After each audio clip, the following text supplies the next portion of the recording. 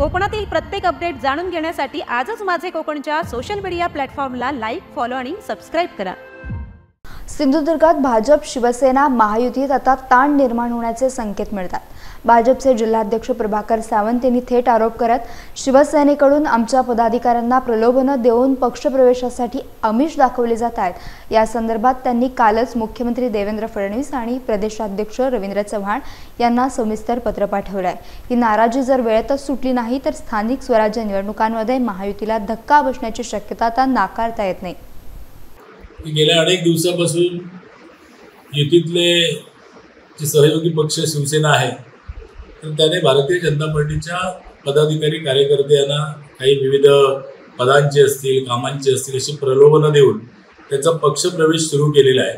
खरं तर वारंवार आम्ही त्यांच्या सगळ्या वरिष्ठ पदाधिकाऱ्यांना कल्पना या सगळ्याची दिलेली होती, तरीसुद्धा हा प्रकार परत पुन्हा एकदा जोमाने सुरू आहे। आणि म्हणून कालच मी आमच्या सगळ्याच कार्यकर्त्यांचा एक दबाव या सगळ्या अनुषंगाने आहे आणि त्यामुळे मी आमचे प्रदेशाध्यक्ष रवींद्रजी चव्हाण आणि माननीय मुख्यमंत्री देवेंद्रजी फडणवीस या दोघांनाही एक सविस्तर पत्र लिहून सिंधुदुर्ग जिल्ह्यात हे जे काही चाललेलं आहे महायुतीमध्ये त्या सगळ्याचा मी खुलासा केलेला आहे, त्यांना मी पत्र दिलेलं आहे आणि मला आशा आहे की ह्या सगळ्या पत्रावर नक्कीच विचार होईल। खरं तर विधानसभा इलेक्शनच्या पार्श्वभूमीवर आमचे वरिष्ठ नेते, आत्ताचे प्रदेशाध्यक्ष आणि त्यावेळेचे कोकणाचे संपर्क मंत्री सन्माननीय रवींद्रजी चव्हाण साहेब असतील किंवा देवेंद्रजी असतील, त्यांनी सिंधुदुर्ग जिल्ह्यातल्या कार्यकर्त्यांना असं सांगितलं होतं की या वेळेला युतीच्या तिन्ही सीट चांगल्या मताधिक्याने तुम्ही सगळ्यांनी निवडून आणा, एकदिलाने काम करा आणि असं केल्यानंतर जी काही राजकीय परिस्थिती बदलेल त्यामध्ये आपल्या संघटनेला कुठल्याही प्रकारचा धोका पोचणार नाही असं त्या सगळ्या मंडळींनी सांगितलेलं। पण प्रत्यक्षात निवडणुकानंतर उलटं झालं की आमचा सहयोगी पक्ष शिवसेनेचे जे वरिष्ठ पदाधिकारी आहेत, विशेषतः जिल्हाध्यक्ष मंडळी त्यांची जी आहेत ती भारतीय जनता पार्टीच्या कार्यकर्त्यांना बोलून पक्षप्रवेश देऊन आपला पक्ष वाढवण्याचा केविलवाना प्रयत्न करत आहेत आणि मला असं वाटतं की हे युतीच्या आचारसंहितेच्या विरोधात आहे आणि त्यामुळे आम्ही आमच्या वरिष्ठांकडे याची तक्रार केलेली आहे।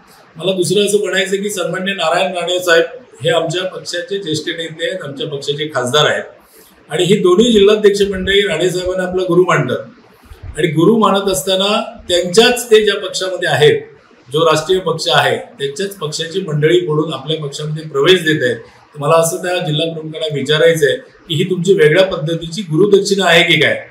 सन्माननीय पालकमंत्री नितेशजी राणे यांचं जोरात या ठिकाणी सगळं काम सुरू आहे। रवींद्र चव्हाण साहेब प्रदेशाध्यक्ष आहेत आणि भारतीय जनता पार्टीची संघटना अत्यंत मजबूत आहे आणि या सगळ्या प्रकारामुळे आमचे कार्यकर्ते मात्र थोडेसे व्यथित झालेले आहेत की आपण इतकं चांगलं काम केलं निवडणुकीच्या दरम्यान आणि आपल्या संघटनेला आज हा त्रास होतोय। त्यामुळे आता पुढची रणनीती अशी आहे की आमच्या प्रत्येक बैठकांमधून स्वबळावर आपण लढून भारतीय जनता पार्टीची जी काही ताकद आहे ती सिद्ध करणे, ती मित्रपक्षाला दाखवणे, अशा प्रकारच्या प्रतिक्रिया उठायला लागल्यात। अशा प्रकारचा कार्यकर्त्यांचा आग्रह जोरात आहे आणि त्यामुळे जिल्हाध्यक्ष म्हणून या सगळ्यावर ज्यांच्या शब्दासाठी आम्ही या निवडणुकीमध्ये युतीचं चांगल्या पद्धतीने काम केलं त्या दोन्ही मान्यवरांना, सन्मान्य प्रदेशाध्यक्ष असतील किंवा सन्मान्य मुख्यमंत्री असतील, या दोघांनाही पत्राद्वारे ही सगळी वस्तुस्थिती कळवलेली आहे आणि मला आशा आहे की या सगळ्या विषयामध्ये निश्चितच आम्हाला चांगला न्याय मिळेल आणि ते ज्या पद्धतीने पक्षप्रवेश करत आहेत आम्ही मनात आणलं तर त्याच्या दुपटीने पक्षप्रवेश आम्ही करून घेऊ शकू, परंतु आम्ही काही युतीचा धर्म पाळणारी मंडळी आहोत, वरिष्ठांचा शब्दप्रमाण मांडणारी आम्ही लोक आहोत, त्यामुळे आम्ही गप्प आहोत। पण आम्ही गप्प आहोत याचा अर्थ आम्ही यापुढे स्वस्थ बसू असा कोणी कृपया घेऊ नये।